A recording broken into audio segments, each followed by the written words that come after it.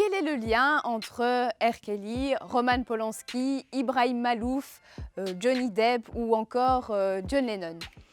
Ils font partie de la liste d'hommes à avoir soit abusé sexuellement de femmes ou de jeunes filles, soit à avoir commis des violences physiques envers leur compagne, soit à avoir assassiné leur compagne. Mais ils font aussi partie d'une autre liste, celle des hommes célèbres pour qui les accusations à leur encontre, voire les décisions judiciaires qui en ont découlé, n'ont pas empêché leur carrière de se poursuivre et de gagner de l'argent.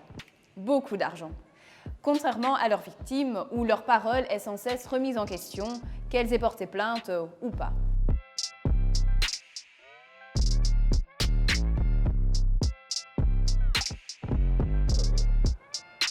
Lorsque l'on parle de violences masculines, sexistes ou misogynes, autrement dit des violences sexuelles, psychologiques ou physiques commises par des hommes sur des femmes, on se retrouve souvent confronté à trois arguments qui, je pense, nécessitent qu'on s'y attarde quelques instants.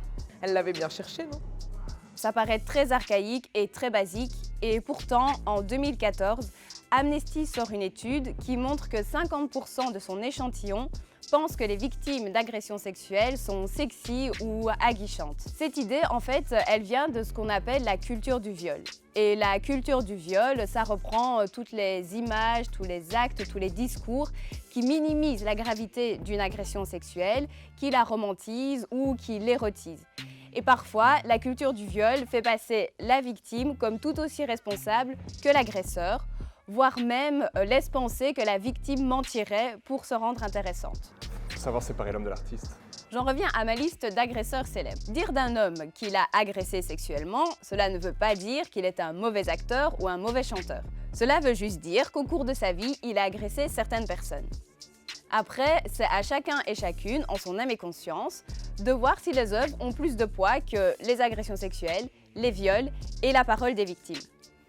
Séparer l'homme de l'artiste me donne un peu l'impression qu'on essaye de s'extraire des revendications féministes face à une forme de culture qui serait toute puissante. Et honnêtement, moi, ça me met franchement mal à l'aise. Mais c'est bon, il a déjà été reconnu coupable par la justice, pas la peine d'en rajouter. Avant qu'un homme célèbre ou pas soit reconnu comme étant auteur d'agressions sexuelles, il y a beaucoup de temps qui peut s'écouler. Les procédures envers R. Kelly ont duré des décennies. Roman Polanski, n'en parlons même pas, Woody Allen, presque pire. Cela nous montre que, outre le système judiciaire et répressif qui, selon moi, serait à revoir, la célébrité d'un homme couplé à la culture du viol entraîne que, même une fois reconnu coupable et parfois condamné, un homme célèbre qui a commis des agressions sexuelles peut continuer à avoir une vie publique et médiatique comme s'il ne s'était jamais rien passé. Lorsque Bertrand Cantat a souhaité revenir sur le devant de la scène, notamment en faisant des festivals, des associations et des collectifs féministes sont opposés à sa venue, entraînant l'annulation de certaines dates. Et certains fans de Bertrand Cantat, ou d'autres personnes qui étaient au courant de la situation, mettaient en avant qu'on ne peut pas se soustraire à la justice qui a déjà fait son travail et qui l'a condamné à une peine de prison. Cependant, lorsque des collectifs féministes manifestent contre la venue de Bertrand Cantat, lorsque certaines personnes appellent au boycott des films de Roman Polanski, lorsque des artistes suppriment des plateformes de téléchargement leur featuring avec R. Kelly, il ne s'agit pas vraiment de se soustraire à la justice. Il s'agit plutôt de se mettre à la place des victimes qui, elles, en fait, n'ont pas la même couverture publique et médiatique que leur agresseur. Un verdict rendu ne permet pas d'oublier. C'est donc vraiment par décence et par respect pour les victimes, mais aussi par cohérence idéologique, qu'il faut réfléchir à deux fois avant de donner de l'argent ou d'encenser un agresseur sexuel. On ne détruira pas le patriarcat en continuant de donner une tribune publique et médiatique aux agresseurs sexuels qui ne reconnaissent pas la gravité de leurs actes. Et je ne pense pas que leur supprimer une parole publique ou médiatique les empêche d'évoluer dans notre société.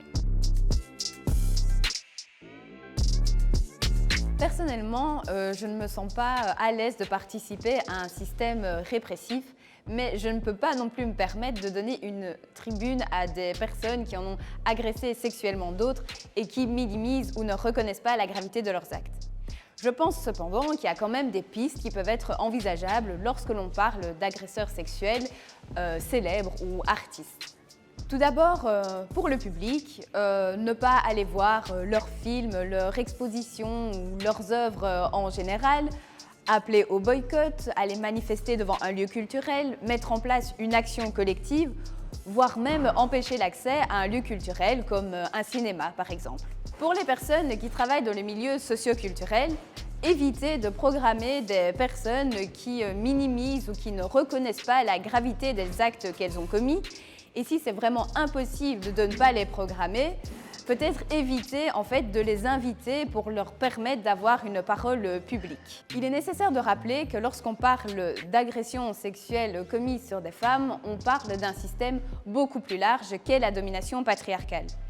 Il ne s'agit pas de se soustraire à la justice que de refuser d'aller à un concert ou à une exposition dont l'auteur a commis des agressions sexuelles.